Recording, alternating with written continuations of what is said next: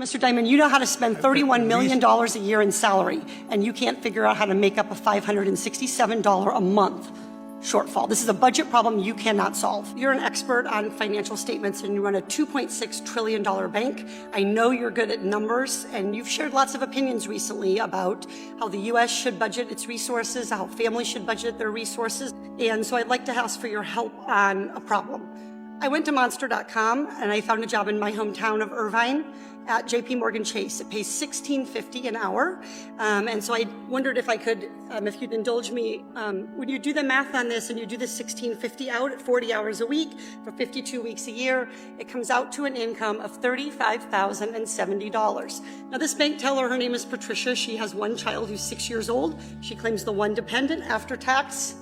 She has $29,100. We divide that by 12. She rents a one-bedroom apartment. She and her daughter sleep together in the same room. In Irvine, California, that average one-bedroom apartment is going to be $1,600. She spends $100 on utilities. Take away the $1,700 and she has net $725. She's like me. She drives a 2008 minivan and has gas. $400 for car expenses and gas, net $325. The Department of Agriculture says a low-cost food budget, that is ramen noodles, a low food budget is $400. That leaves her $77 in the red.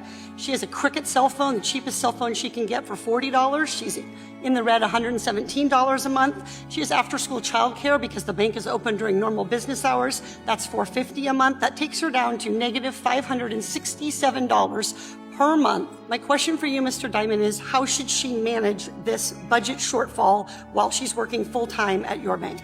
I don't know. I'd have to think about that. Would you recommend that she take out a JP Chase credit card and run a deficit? I don't know. I'd have to think about it. Would you recommend that she overdraft at your bank and be charged overdraft fees? I don't know. I'd have to think about it. So I know you have a lot I'd love to call up and have a conversation about her financial affairs and see if we can be helpful. See if you can find a way for her to live on less than the minimum that I've described. Just be helpful.